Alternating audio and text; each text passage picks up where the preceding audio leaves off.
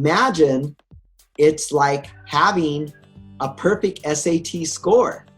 They're really going to judge you basically on your statement of purpose, your letters of recommendation, and your other extracurricular activities, your resume, those general things are such a big deal.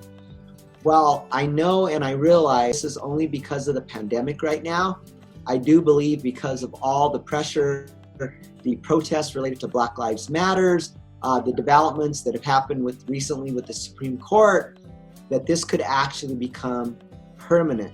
And there's tremendous pressure right now on the universities to really address the inequities caused by the tests that are, just extremely biased and very, very difficult to study for, and sometimes impossible to make those dramatic improvements without having all the access to the study courses and the materials and the tutors.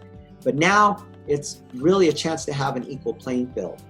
So this opportunity to have these test scores waived for Harvard University, for Princeton, for Stanford, for some of the other big schools is a huge development.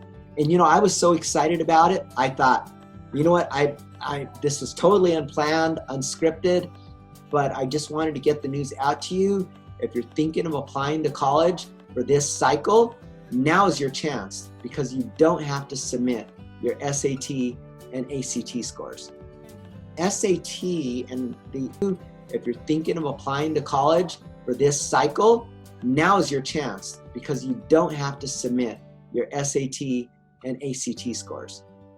SAT and the ACT are traditionally such a huge part of the application, and no matter what a university says, because US News and World Report determines the rankings based on their average ACT and SAT score of their admitted class, it's a lot of pressure on these schools to admit students that not only have the GPA, but also the test scores.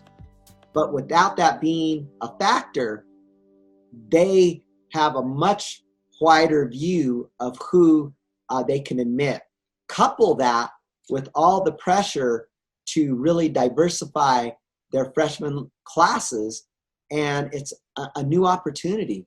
Those scores are so heavily weighted, and in the past, it's really been a detriment to them being able to diversify their classes, because trustees put pressure on them, donors put pressure on them to really keep the standard, and a big part of the standard was, what is your average ACT or SAT score for your freshman admitted class?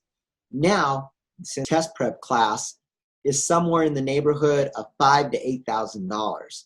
So in addition to having a prep test course, many of the students have tutors that cost anywhere from $50 an hour to $85 an hour.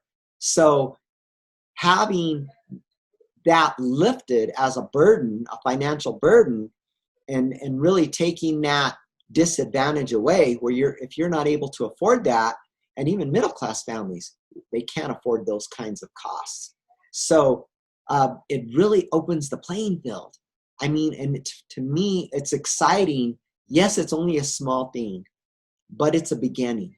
And we have to embrace that anytime we have any of these small developments in the change in the way that schools are conducting admissions, we have to really welcome it and not be critical of it, because no, it's not permanent, but it's still an opportunity, and it gives us some leverage to show that these students can be just as successful as a student who had a higher ACT or SAT score than they had.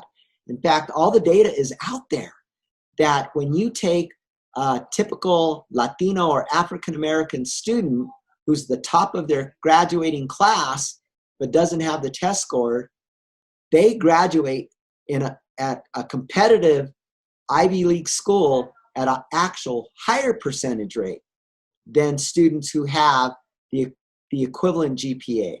So, these students are motivated. And for those of you out there that really are committing yourselves to this opportunity, this is a real chance for you to show what you can do.